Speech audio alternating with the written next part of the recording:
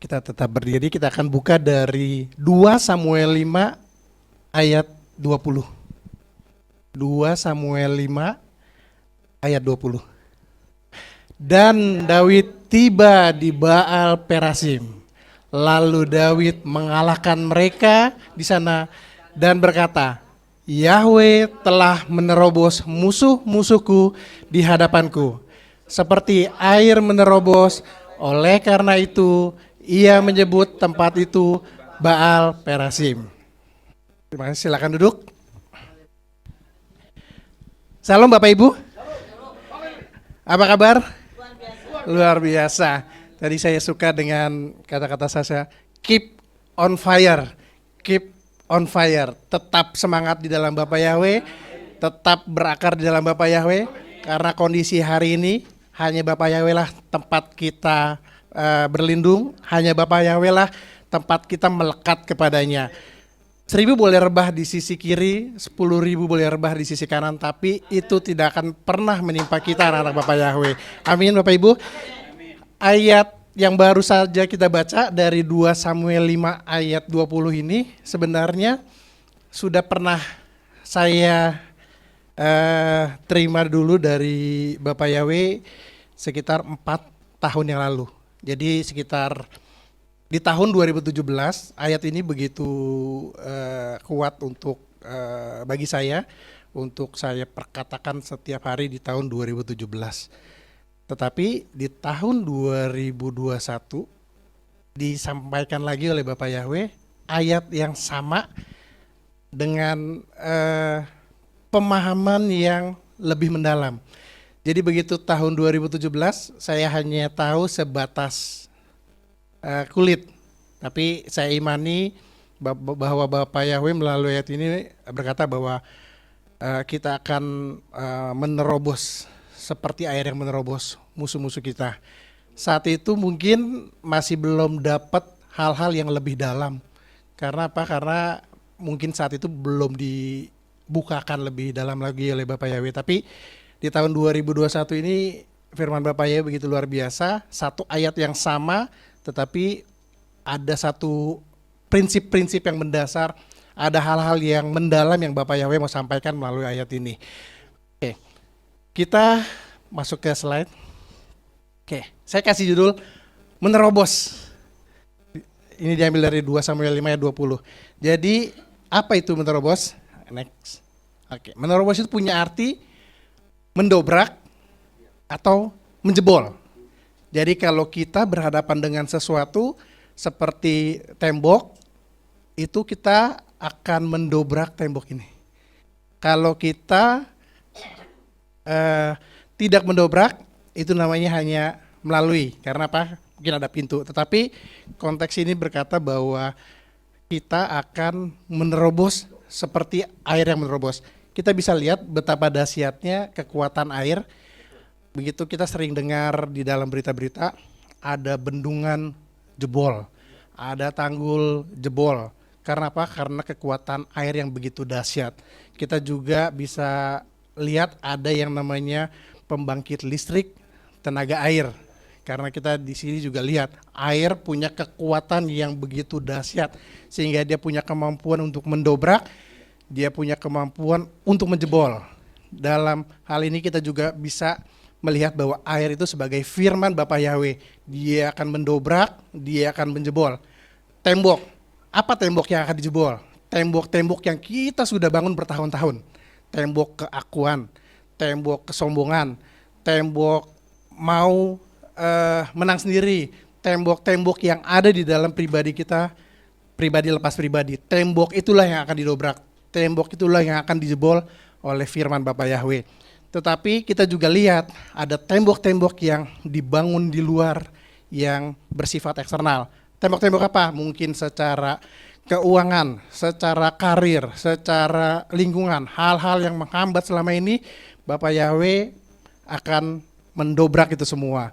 Karena kita lihat bahwa Bapak Yahweh lakukan ini untuk dia bisa menyatakan dirinya bahwa dia adalah Yahweh Elohim yang berdaulat atas alam semesta. Jadi kita bisa lihat di sini begitu ada satu ilustrasi di mana ada bunga yang muncul dalam sebuah lapisan yang cukup keras. Mungkin itu aspal, mungkin itu semen, tetapi dia bisa keluar mendobrak dari bawah. Karena apa?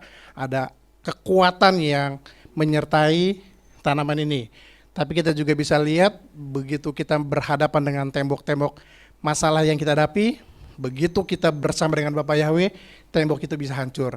Tembok itu bisa didobrak dan kita akan keluar sebagai pemenang, bahkan lebih daripada pemenang. Bahkan firman Bapak Yahweh berkata bahwa tahun-tahun ini Bapak Yahweh akan menjadikan kita sebagai penerobos-penerobosnya di tahun 2001 ini.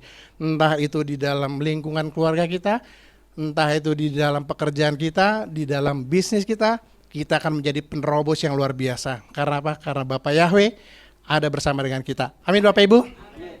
Oke, tetapi kita harus lihat bahwa di balik proses menerobos ada prinsip-prinsip yang kita harus tahu. Nah, prinsip-prinsip inilah yang saya tidak dapatkan di 2017, 4 tahun yang lalu. Sehingga pemahaman saya terhadap ayat ini kurang begitu dalam. Tetapi tahun ini Bapak Yahweh memberikan sebuah pemahaman yang lebih dalam lagi, prinsip yang lebih dalam lagi, supaya apa? Supaya kita semua naik kelas, supaya kita semua dibawa terus untuk mengerti setiap apapun yang Bapak Yahweh mau sampaikan, itu akan termeterai dalam hidup kita dan itu akan terjadi dalam kehidupan kita. Kita lihat slide berikutnya. Oke, prinsip yang pertama ini diambil di dalam 2 Samuel 5 ayat 1 sampai dengan 18. Nanti Bapak Ibu bisa membaca keseluruhan ayat ini dari 1 sampai dengan ayat 25. Di situ akan begitu jelas bagaimana prinsip-prinsip ini bisa diterapkan dalam kehidupan kita hari lepas hari. Nah, prinsip pertama adalah proses. Jadi kita akan lihat di dalam 2 Samuel 5, kita buka 2 Samuel 5, ayat 1-nya kita baca. Kita akan baca, kita akan belajar pelan-pelan apa yang akan Bapak Yahweh ajarkan bagi kita pribadi lepas pribadi. Dan seluruh suku Israel datang kepada Daud di Hebron dan berbicara, katanya, lihatlah kami adalah tulang dan dagingmu. Baik hari kemarin maupun hari sebelumnya ketika Saul sebagai raja atas kami, engkaulah yang memimpin keluar dan membawa masuk Israel. Dan Yahweh berfirman kepadamu, engkau akan mengembalakan umatku Israel dan engkau akan menjadi seorang pemimpin atas Israel. Dan seluruh tua-tua Israel datang kepada raja di Hebron. Dan Raja Daud membuat perjanjian dengan mereka di hadapan Yahweh di Hebron. Dan mereka mengurapi Daud sebagai raja atas Israel. Oke. Jadi di sini dikatakan bahwa Daud itu diurapi sebagai raja secara de facto itu ketika dia berusia 30 tahun. Jadi secara de facto, secara para suku-suku Israel, para tetua-tua Israel melihat bahwa yang menjadi pemimpin Israel sekarang adalah Daud. Oke, kita lihat di slide. Di usia Daud yang masih muda belia, begitu kita membaca di dalam 1 Samuel 16, 12 ayat 12 dan 13, di situ dikatakan bahwa Daud diurapi oleh Nabi Samuel begitu Daud masih begitu muda. Jadi dikatakan bahwa parasnya masih elok, pipinya masih kemerahan. Dia sudah diurapi menjadi raja. Artinya Yahweh, Bapak Yahweh sudah memilih Daud begitu Daud masih muda. Oke, kita sekarang lihat bahwa usia berapa Daud itu diurapi. Memang tidak ditulis bahwa secara usia di usia 12, di usia 13, 14, 15 tidak ditulis, tetapi di situ dikatakan bahwa Daud masih begitu muda. kalau kita lihat sekarang, usia-usia muda itu bisa dikatakan Daud masih remaja ketika dia diurapi oleh Nabi Samuel menjadi raja. Daud sudah menjadi raja atas perkenanan Bapak Yahweh ketika Bapak Yahweh menolak Saul menjadi raja. Disitulah Daud sudah diurapi. Tetapi secara de facto dalam 2 Samuel 5 tadi dikatakan bahwa usia 30 baru dia menjadi raja. Oke. Yang kita bisa belajar adalah, dan di sini tulis, dan Daud telah berumur 30 tahun ketika dia menjadi raja. Berarti ada periode, ada rentang waktu yang cukup panjang di mana Daud belum menjadi raja secara de facto. Jadi Daud harus melewati proses. Jadi Daud harus melewati masa-masa di mana dia harus lari, dia harus berlindung, dia harus mengembara. Karena apa? Karena ada proses yang dialami oleh Daud. Karena apa? Di masa itu ada konflik antara Daud dengan Saul. Saul adalah raja yang saat itu Daud melihat ini adalah raja yang diurapi oleh Bapak Yahweh, sehingga dia tetap menghormati Saul sebagai raja. Tetapi ada konflik yang terjadi antara Saul dengan Daud, karena Daud juga adalah mantunya Saul, sehingga proses itu tetap berjalan selama belasan tahun. Itu terjadi antara umur Daud ketika dia diurapi menjadi raja oleh Bapak Yahweh sampai secara de facto dia menjadi raja yang diangkat oleh bangsa Israel. Nah, dari sini kita belajar bahwa tidak ada yang namanya sesuatu yang besar yang dipersiapkan oleh Bapak Yahweh yang terjadi secara instan. Pasti ada proses yang terjadi. Proses itu mungkin sesuatu yang menyakitkan, sesuatu yang membuat kita harus lari seperti Daud, sesuatu yang membuat kita harus berlindung. Supaya apa? Supaya kita akan mencapai apa yang Bapak Yahweh ingin lakukan dalam kehidupan kita. Siapa di sini yang mungkin tidak seperti Daud, di mana bukan sekedar Daud diburu, dikejar, tetapi dia mau dibunuh. Tetapi atas perkenanan Bapak Yahweh, Daud terhindar dari setiap apa yang ingin direncanakan hal yang buruk terhadap dia. Hal itu juga bisa terjadi sama kita. Begitu kita ingin mencapai sesuatu yang besar, sesuatu yang luar biasa, pasti ada proses. Tapi dari situ kita bisa melihat bahwa Bapak Yahweh menyertai Daud. Bapak Yahweh menyertai kita begitu kita melewati proses demi proses yang kita alami hari demi hari. Dari sini kita lihat, jangan pernah lari dari proses. Ikuti proses yang Bapak Yahweh izinkan terjadi dalam kehidupan kita. Nikmati proses yang kita alami hari demi hari. Karena kita percaya bahwa Bapak Yahweh tetap beserta dengan kita. Kita tidak mungkin menggagalkan rencana Bapak Yahweh yang besar hanya karena kita mundur dari proses. Tetap jalani proses, tetap lakukan hal-hal yang kita ingin capai sesuai dengan rencana Bapak Yahweh dalam kehidupan kita. Amin Bapak Ibu. Jadi kita bisa lihat bahwa proses yang dialami Daud juga sama seperti kita. Daud mengalami ketakutan, kita juga mengalami ketakutan. Daud mengalami kesendirian, kita juga mengalami kesendirian. Tetapi proses itu tidak membuat Daud mundur dari proses yang Bapak Yahweh berikan dari depan dia. Dan di sini kita juga bisa lihat di dalam 2 Samuel 5, kita masuk ke kitab suci, di ayat yang kelima. Oke. Di Hebron, dia memerintah atas Yehuda selama 7 tahun 6 bulan.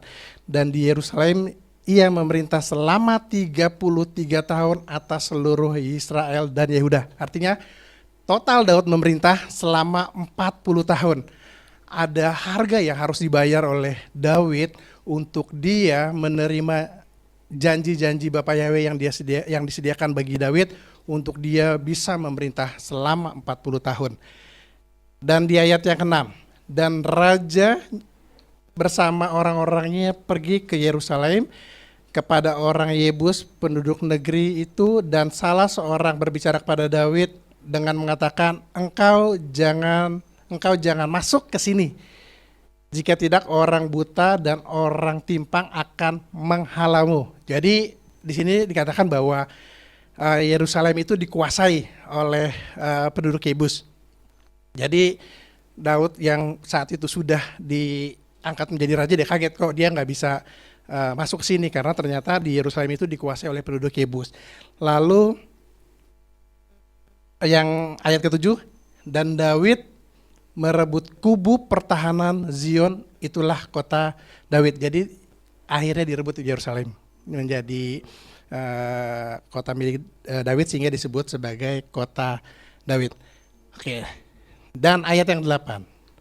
Pada hari itu berkatalah Daud, siapapun yang memukul kepala orang Yebus, maka biarlah ia menghantam saluran air, dan orang-orang timpang serta orang-orang buta yang dibenci jiwa Daud. Karena demikianlah orang mengatakan yang buta dan yang timpang tidak boleh masuk ke bait itu.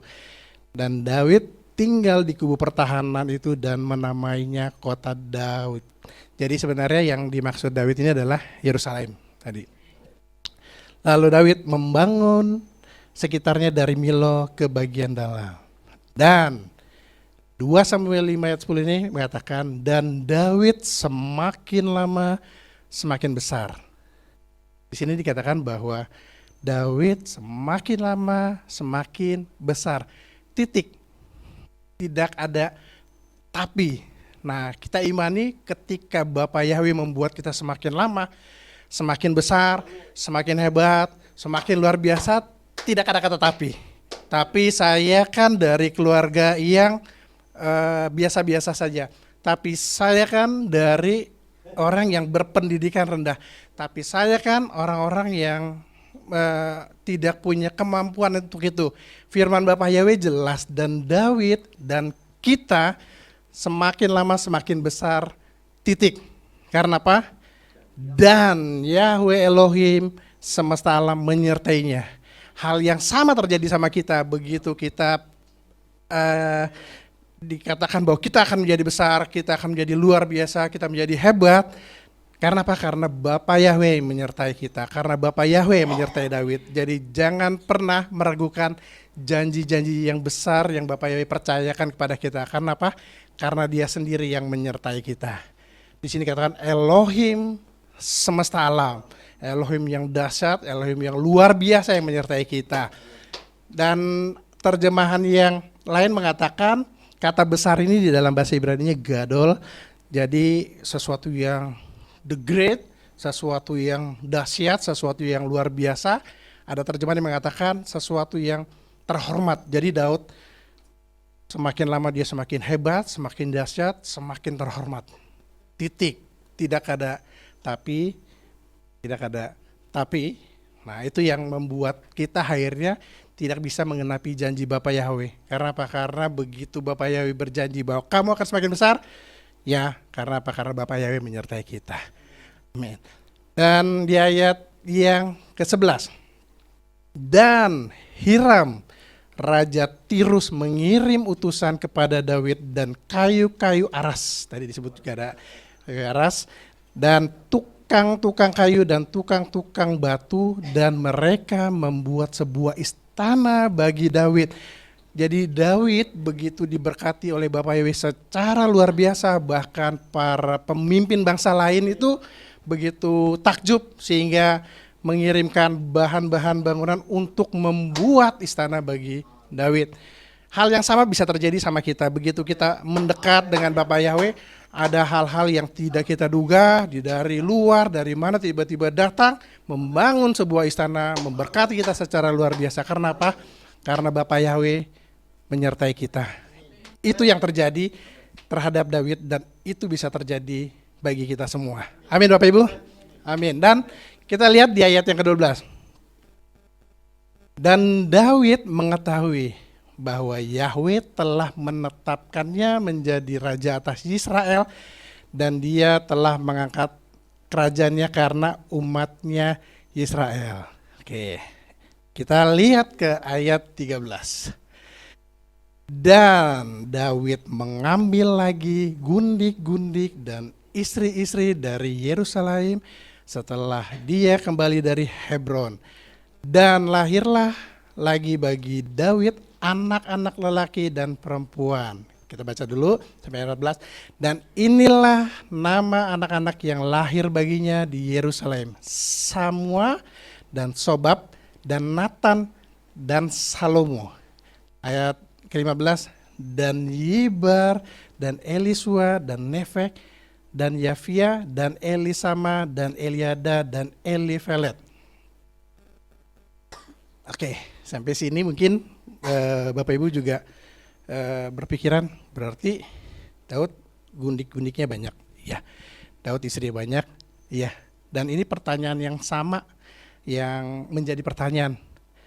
Kenapa ayat ini dicantumkan di dalam kitab suci yang kita baca? Di situ ada gundik-gundiknya dikasih tahu, di situ ada sebut istri-istri, berarti gundik banyak, istri banyak, dan disebut anak-anaknya. Oke, di situ akhirnya saya juga bertanya dan saya melakukan observasi. Jadi dalam konteks kerajaan yang dipimpin oleh Daud 1000 sebelum Masehi, beberapa ribu tahun yang lalu, ternyata raja itu punya otoritas lebih untuk memilih siapapun yang dia mau jadikan istri, siapa yang dia mau jadikan gundik. Jadi semacam ada hak yang dimiliki. Dia pilih, ada rakyatnya yang cantik, dia pilih ini jadi gundik. Dilihat ada rakyat cantik, ini jadi istri. Makanya di dalam 2 Samuel ini dijabarkan ada gundik, ada istri-istri. Karena apa? Karena kitab suci kita itu adalah kitab suci yang transparan, apa adanya. Yang baik dia akan tulis, yang buruk dia akan tulis, semuanya transparan apa adanya. Tetapi buat kita yang hidup di zaman ini mulai melihat, oh hal-hal yang baiklah yang kita harus ambil, hal-hal yang buruk yang kita harus buang. Jadi prinsipnya di situ, tapi tetap secara ayat tetap dituliskan. Oh jadi kalau kita dengan pola pikir sekarang, kita akan bilang begini, Daud itu istrinya banyak, gundiknya banyak. Lalu nabi-nabi yang ada di Perjanjian Lama juga mungkin istrinya ada banyak. Jadi itu menjadi patokan, berarti kita boleh nih punya istri banyak. Bukan seperti itu. Pengertiannya adalah apa yang kita baca di dalam kitab suci ini, kita lihat hal-hal yang itu bisa bermanfaat, yang positif buat kita. Gitu. Jadi dari situlah kita belajar. Makanya kitab suci kita yang kita pegang saat ini adalah kitab suci yang apa adanya. Dia akan mengajarkan kita tentang banyak hal dari situ. Oke. Nah, artinya kalau Bapak Ibu pernah dengar kisah Daud dan Batseba, itu kisah yang sering kita lihat, bahkan sesuatu yang sering kali diangkat. Daud melihat Batseba sedang mandi lalu diambil, lalu akhirnya kita tahu kisah itu, kisah yang tidak pernah bisa dilupakan sepanjang masa, Daud dan Batseba. Tapi pertanyaannya adalah bagaimana Daud dengan gundik-gundiknya yang lain, bagaimana Daud dengan istri-istrinya yang lain? Kan sebenarnya sama, yang diambil adalah sebenarnya perempuan yang dipilih sama Daud. Jadi yang kita lihat adalah sisi di mana Daud dan Batseba. Tetapi kita harus lihat secara keseluruhan yang membuat Bapak Yahweh itu marah dengan Daud itu adalah sikap hatinya Daud. Begitu dia tahu bahwa Daud mengambil Batseba dan dia merancangkan hal-hal yang jahat, pembunuhan terhadap Uria, itu yang tidak bisa dilupakan oleh Bapak Yahweh terhadap Daud, sehingga seluruh apapun yang terjadi dalam kehidupan keluarga Daud itu akhirnya menjadi dampak dari keputusan yang salah diambil oleh Daud. Oke. Dan di sini kita juga lihat ayat 17. Dan orang-orang Filistin mendengar bahwa mereka telah mengurapi Daud sebagai raja atas Israel, dan semua orang Filistin datang untuk mencari Daud. Dan Daud mendengar dan turun ke kubu pertahanan. Oke, ini menarik Bapak Ibu.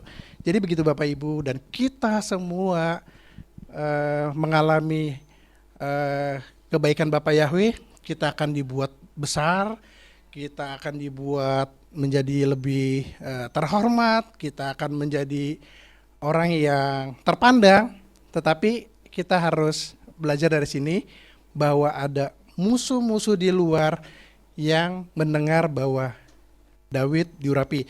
Orang-orang di luar tahu bahwa kita diurapi Bapa Yahweh. Orang-orang di luar tahu kita diberkati oleh Bapa Yahweh. Apakah mereka diam? Tidak. Itu secara alami terjadi dalam kehidupan kita hari lepas hari. Kita di dalam kehidupan bisnis, begitu bisnis kita menjadi luar biasa, menjadi besar, pasti ada kompetitor dalam bisnis kita yang melihat, wah ternyata dia punya bisnis yang luar biasa, dia punya usaha yang besar. Pasti ada orang-orang yang ingin menghancurkan bisnis itu. Begitu juga dalam kehidupan kita di dalam pekerjaan. Kita sudah mencapai posisi yang cukup baik, kita mencapai posisi yang cukup tinggi, ada musuh-musuh di luar sana yang tidak suka. Pasti kita akan berusaha dijatuhkan, kita difitnah, kita akan dihianati, banyak hal-hal yang bisa terjadi terhadap kehidupan kita dalam keseharian kita di kantor ataupun di bisnis. Bahkan di lingkungan keluarga, kita dekat dengan Bapak Yahweh, kita selalu memuji Dia, kita selalu membaca firman-Nya, lalu kita selalu mendekat terus kepada Dia, tetapi musuh nggak suka. Kuasa-kuasa kegelapan nggak suka, sehingga ada usaha untuk menjatuhkan, ada usaha untuk membuat kita tidak lagi setia, ada usaha untuk membuat kita tidak lagi taat. Itu yang terjadi. Dan ini juga sudah terjadi ketika Daud menjadi raja 1000 tahun yang lalu sebelum Masehi. Jadi itu yang terjadi, bahwa ada musuh di luar yang melihat. Apakah musuh itu diam? Enggak. Dia akan cari dan dia akan menyerang, dia akan menghancurkan. Oke. Kita lihat di ayat 18. Dan orang-orang Filistin datang. Jadi begitu kita ada di kondisi diberkati secara luar biasa, Bapak Yahweh dekat dengan kita, pasti ada orang-orang Filistin yang datang dan tersebar di lembah Refraim. Oke. Dari sini kita lihat bahwa ada hal yang kita juga pasti akan alami di kehidupan sehari-hari kita. Apapun profesi kita, apapun pekerjaan kita, apapun hal-hal yang Tuhan percayakan kita, pasti ada Filistin yang akan datang. Filistin itu artinya adalah imigran, jadi orang-orang dari luar. Jadi orang dari luar, dari eksternal yang pasti akan datang. Jadi kita tidak usah mencari, mereka yang akan datang. Oke, itu yang pasti terjadi dalam kehidupan kita hari-hari ini, apalagi dalam kondisi-kondisi saat ini. Gak usah cari, kalau dalam bahasa sederhananya, gak usah cari masalah, itu masalah yang akan cari. Tidak usah cari tantangan yang akan cari kita. Dan ini yang terjadi sama Daud. Dan orang-orang Filistin datang ke Daud dan tersebar di lembah Refaim. Mereka ada di mana-mana. Nah, kita akan masuk ke dalam slide. Oke. Prinsip yang kedua adalah tanya Bapak Yahweh. Kita sudah lewat prinsip yang pertama, adalah kita akan menjalani proses. Kita tidak lari dari proses. Kita akan menjalani prosesnya Bapak Yahweh. Kita akan menikmati prosesnya Bapak Yahweh. Lalu prinsip kedua adalah tanya Bapak Yahweh. Dan di sini kita akan lihat di dalam 2 Samuel 5 ayat 19. Oke. Begitu Filistin datang, begitu Filistin itu mengepung, begitu Filistin itu ada di sekitar kita, di ayat yang ke-19, Daud bertanya kepada Yahweh. Kata kuncinya adalah Daud bertanya kepada Bapa Yahweh. Pertanyaan yang paling sederhana adalah, begitu Daud menjadi raja pada usia 30 tahun, punya enggak dia kemampuan perang? Punya. Punya nggak dia pasukan? Punya. Punya nggak dia strategi? Punya. Apapun yang dibutuhkan untuk mengalahkan Filistin, Daud punya dan Daud bisa. Tetapi di sini dikatakan bahwa Daud bertanya kepada Bapa Yahweh. Itu luar biasanya Daud. Dia tahu dia punya hal-hal yang dia miliki, pasukan, strategi, mungkin dia juga bisa bergabung dengan bangsa-bangsa lain untuk mengalahkan Filistin. Dia punya hal yang cukup untuk menghancurkan bangsa Filistin. Tetapi Daud bertanya kepada Bapa Yahweh.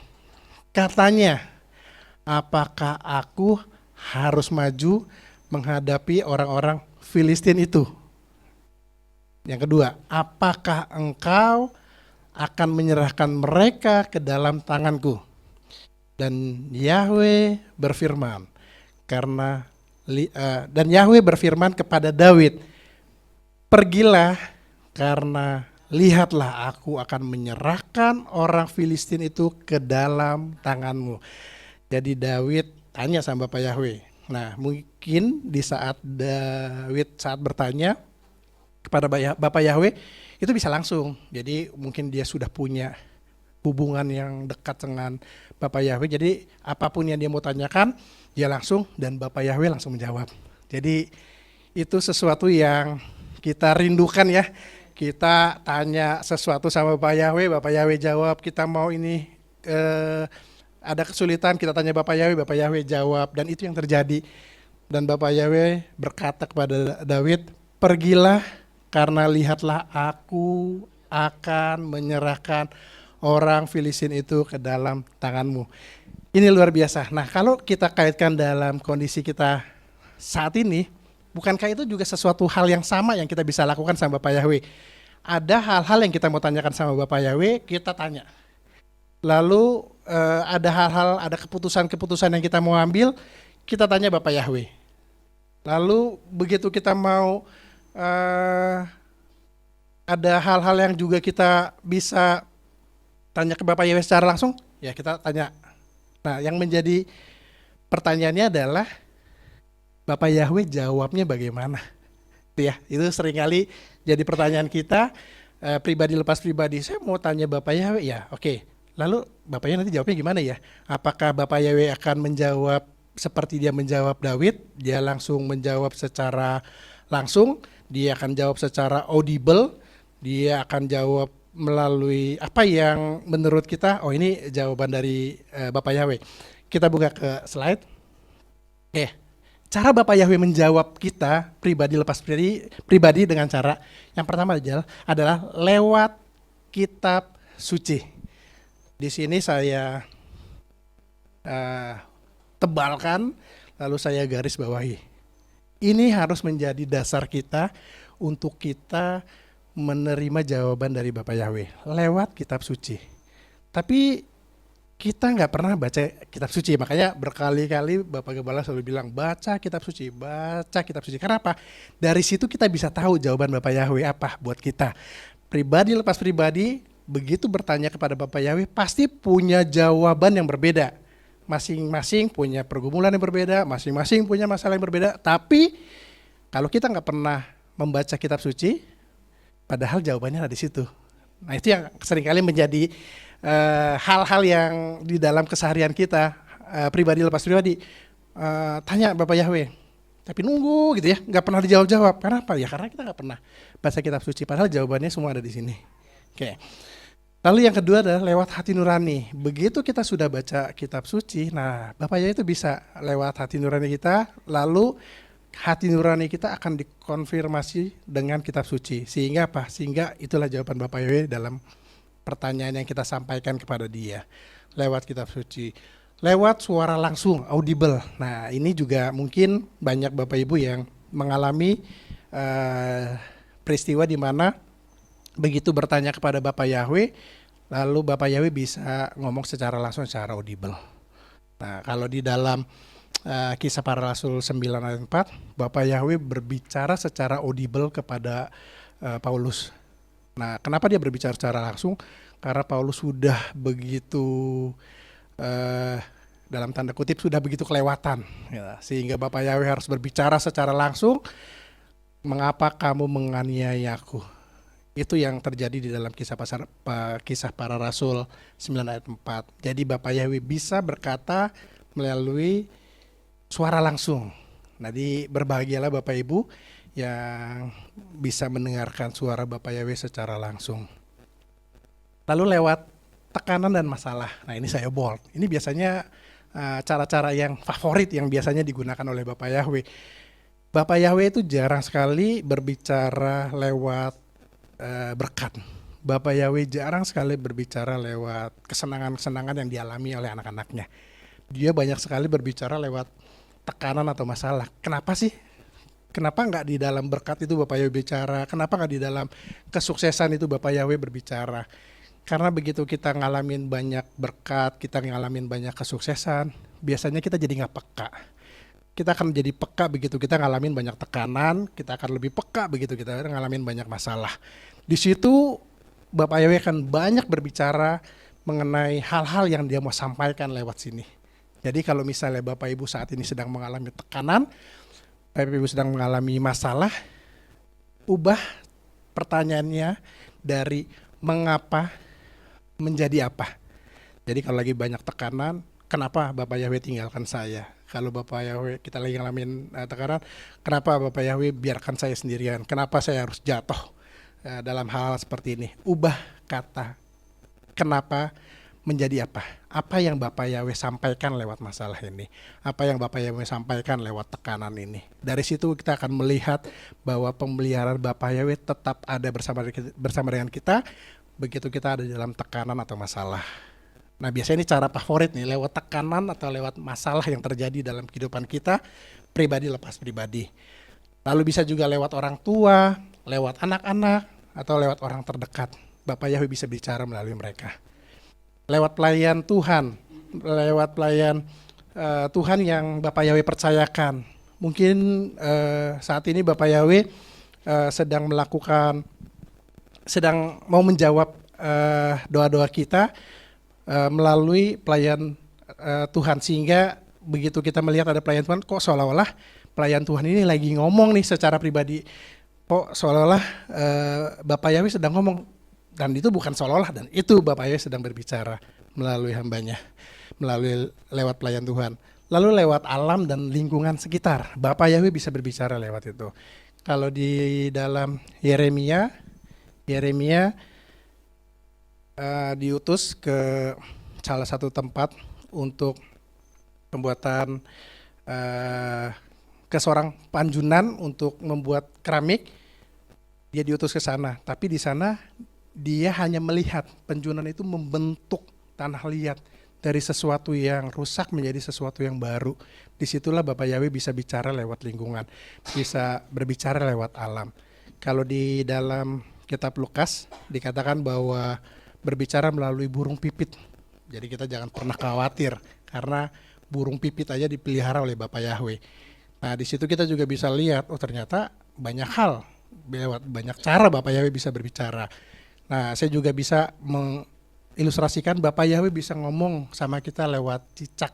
Nah jadi kalau kita lihat cicak di dinding, kita selalu melihatnya sebagai binatang yang ada di rumah, dan itu sesuatu yang biasa yang kita lihat. Tapi begitu kita lihat secara lebih dalam lagi, cicak ini yang dimakan apa sih? Nyamuk.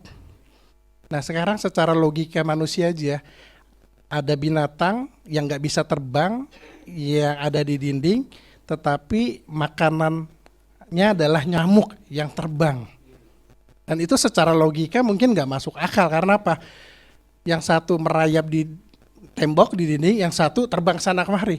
Tetapi kita nggak pernah lihat sampai detik ini ada cicak jatuh karena kelaparan. Kita nggak pernah lihat ada cicak tiba-tiba berserakan di rumah kita karena apa? Karena cicak-cicak ini udah tidak makan selama 1 minggu, tidak.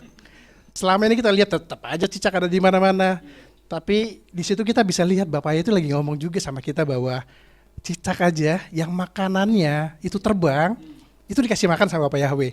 Apalagi kita anak-anaknya yang percaya kepadanya, masih masa Bapak Yahweh nggak pelihara.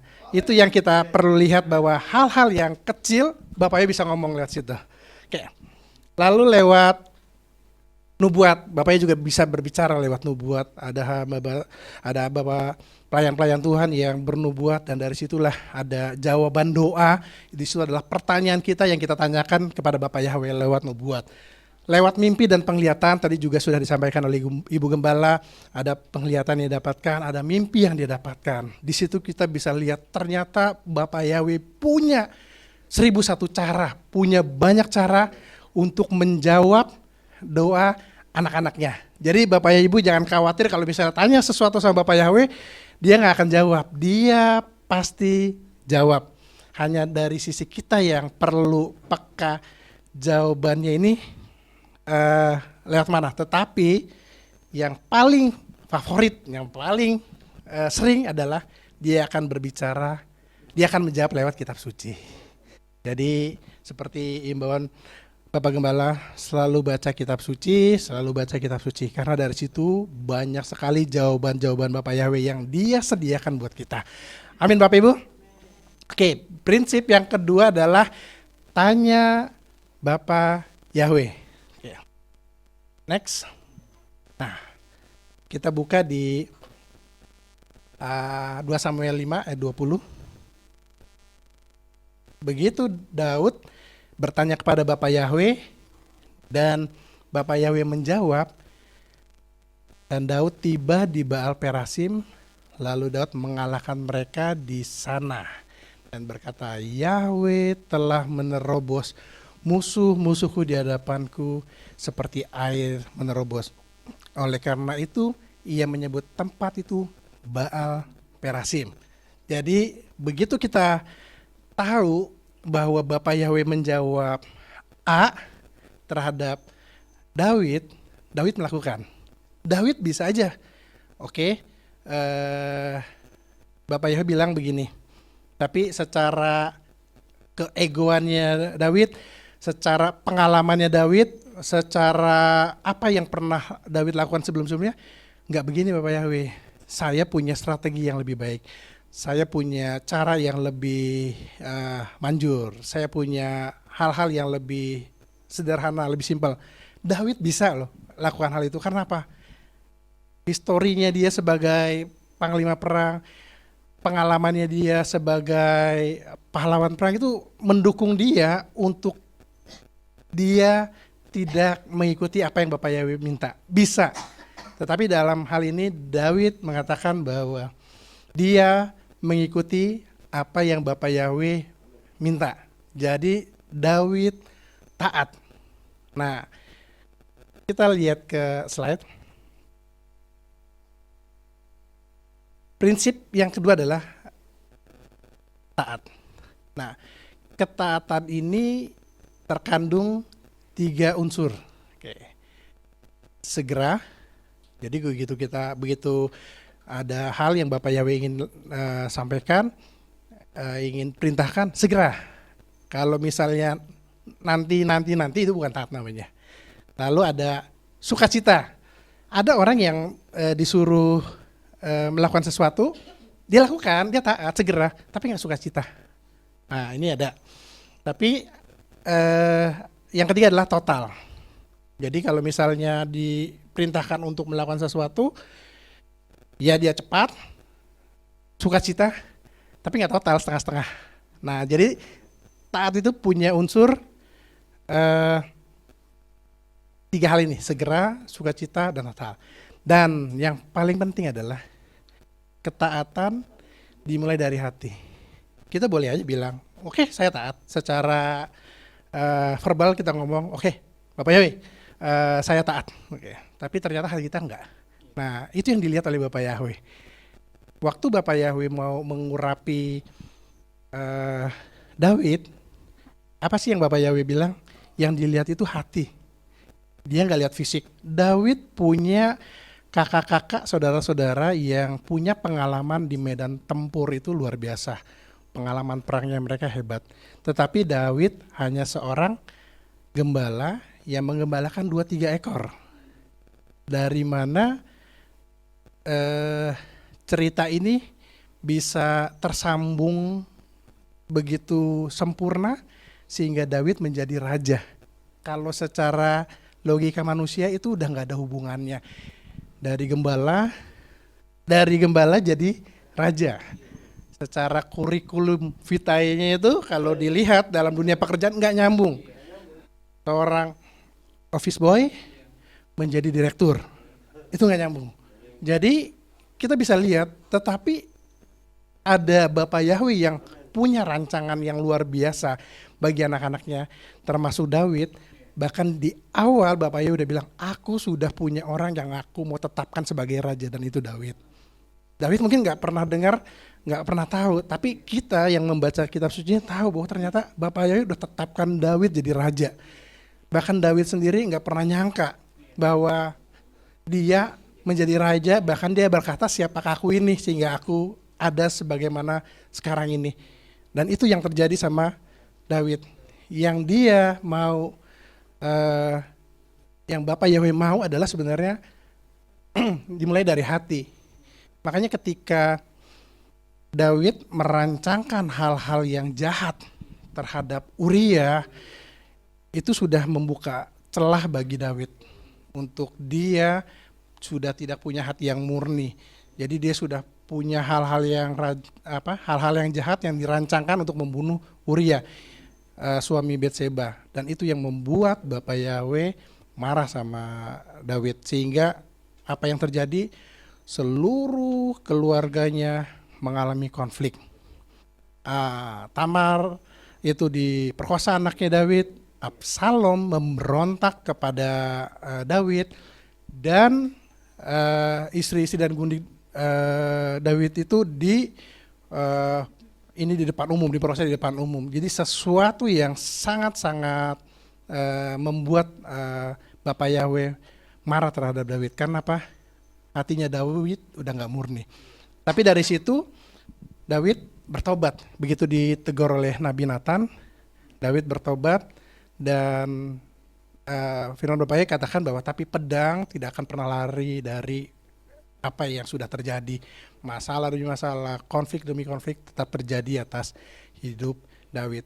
Makanya begitu Daud menjadi raja di usia 30 tahun sampai dia memerintah 40 tahun, itu berarti kurang lebih usianya Daud 70 tahun, itu yang namanya proses dari Bapak Yahweh tetap terjadi. Jadi tidak ada yang namanya hal-hal yang nyaman yang dinikmati oleh Daud. Semuanya konflik demi konflik, masalah demi masalah, semuanya terjadi. Tetapi pada akhirnya hanya satu orang yang Bapak Yahweh bilang Daud itu berkenan di hatinya. Hanya Daud yang hatinya berkenan di Bapak Yahweh. Karena apa? Karena Bapak Yahweh lihat hati. Di dalam Amsal 4 ayat 23, jagalah hati, peliharalah hati, karena disitulah terpancar kehidupan. Karena disitulah sumber kehidupan. Karena disitulah dimana kita bisa mencapai banyak hal. Karena apa? Karena kita menjaga hati. Dari sini kita bisa lihat bahwa ada 3 prinsip yang kita bisa terapkan dalam kehidupan kita sehari-hari. Oke, next. Yang pertama adalah proses. Jangan pernah lari dari proses, jangan pernah menghindar dari proses. Nikmati proses yang Bapak Yahweh berikan bagi kita pribadi lepas pribadi. Mungkin menyakitkan, mungkin nggak enak, mungkin bikin kita jadi gelisah, tetapi itu akan membawa kebaikan dalam kehidupan kita. Karena proses yang kita alami saat ini adalah proses yang sudah dirancangkan Bapak Yahweh untuk kita mencapai sesuatu yang luar biasa, untuk kita mencapai sesuatu yang besar yang Bapak Yahweh sediakan bagi kita. Nikmati proses, jangan lari dari proses. Karena apa? Karena pasti ada hal-hal yang luar biasa yang Bapak Yahweh sediakan. Lalu setiap apa yang kita temui ketika kita menjalani proses, jangan pernah takut, jangan pernah malu untuk tanya Bapak Yahweh. Tanya setiap apapun yang membuat kita nggak bisa memutuskan atau kita bertindak terhadap sesuatu. Tanya Bapak Yahweh. Hal yang sama yang dilakukan Daud 1000 tahun sebelum Masehi, dia tanya Bapak Yahweh. Dia nggak lihat pengalamannya dia nggak lihat hal-hal yang luar biasa yang sudah dia kerjakan, tetap Daud punya hati yang mau merendahkan diri dan dia tanya kepada Bapak Yahweh. Dan yang ketiga adalah taat. Semua proses, semua hal yang kita tanyakan kepada Bapak Yahweh, kalau kita nggak taat itu jadi nggak ada gunanya.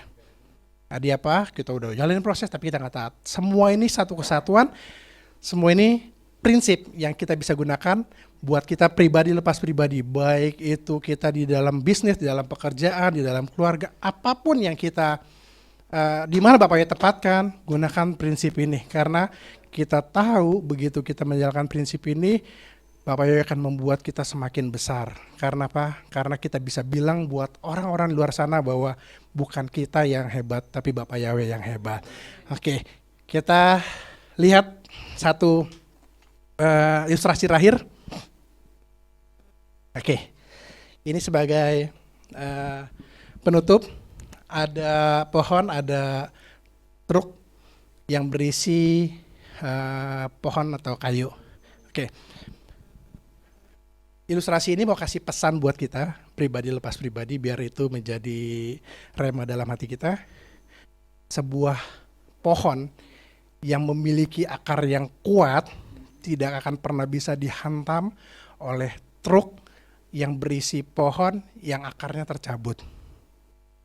Di sini kita mau, Bapak Yahweh mau kasih pesan buat kita pribadi lepas pribadi, tetap berakar kepada Bapak Yahweh di dalam nama Adonai Yeshua Mashiach.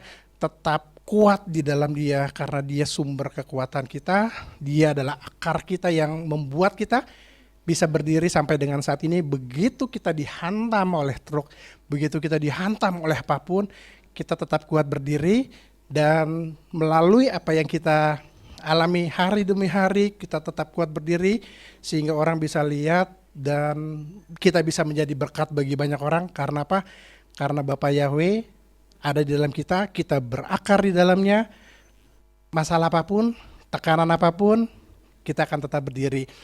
Demikian firman Bapak Yahweh. Bapak Ibu semua diberkati, maju terus, keep on fire, dan saya serahkan kepada Bapak Gembala.